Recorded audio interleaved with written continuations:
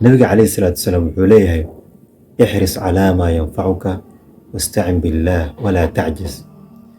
nabigana maxamed sala allahu calayhi wasalam wuxuu leeyahay ixris calaa maa yanfacuka, ku dadaal wax ku anfacaya. qof dhalinyaro ayaa tahay, waxaa wanaagsan inaad ku dadaasho mustaqbalkaaga adduunyo aakhiraba. waxaa wanaagsan in aadan seejin adduunyadaada iyo aakhiradaada, aad wax wanaagsan aad la timaado. sidoo kale nabiga calayhi salaatu wasalaam wuxuu leeyahay min xusni islaami almar'i tarkuuhu maa laa yacniih. qofka islaam wanaagiisa waxaa ka mid ah inuu isaga tago wax uusan dan ugu jirin. dhalinteena maanta inta badan waqtigooda waxay ku lumiyaan wax maala yacni ah. waqtigooda iyo mustaqbalkooda ayaga ayaa xumeeya. waqtigooda inta badan waxay ku dilaan waxay tahay waxyaalo aan dan iyo xaaje uusan ugu jirin. nabiga calayhi salaatu wasalaam wuxuu leeyahay ixris calaa maa yanfacuka, ku dadaal wax ku anfacaya. mustaqbalkaaga wanaaji oo qurxi wax adiga kuu danaa aakhiradaada iyo adduunyadaada, wax adiga kuu danaa ku wanaaji. wastacin billaah, oo ilaahi subxaana watacaala kaalmayso. waxaa laga maarmaan ah qofka maanta markuu dadaal la imaanayo, waxaa laga maarmaan ah in alla subxaana watacaala kaalmo u weydiisto. insaan baynu nahay, insaankana waa mid daciif ah.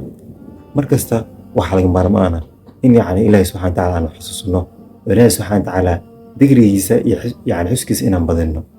sidoo kale waxaynu ogsoonnahay qofka maanta marka uu tukanayo salaad sunno ah ama salaada waajibaadka, salaad kasta ha ahaato, aayaadka ilaahi subxaana watacaala waxaa ka mid ah iyaaka nacbudu wa iyaaka nastaciin.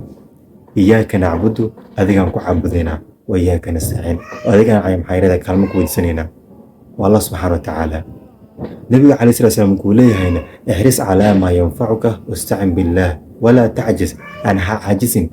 waxaa laga yaabaa qofka maanta in mustaqbal xumo waxa u keen waa caajiska. waxaa laga yaabaa in asigoo dadaalayo oo dadaal wadada dadaalka uu hayo in dadaalkiisa iyo mustaqbalkiisa inuu ka reebo caajiskana asiga waxa loogu kala baxa. waxaa dhici karta mararka qaar qofka in asigoo jiifa oo waxaa laga yaabaa weel foorarsan xitaa inuusan toosan karin. waxa lagu tilmaami karaa waxay tahay caajiska ama waasiga. waxaa wanaagsan in mustaqbalkaada aad qurxiso. qof dhalinyaro ayaa tahay, mas-uuliyadda aad ku sugaysa. mas-uuliyadda keliya ma noqoto inaad reer lahaato. awalan wax ugu horeeya waxay tahay waa nafsadaada. qofka nafsadiisa wax ugu horeeya waxay tahay waa mas-uuliyad iska saaro. mas-uuliyadda keliya ma noqon karto qofka inuu maanta reer lahaado. mustaqbalkaaga mas-uul ay ka tahay.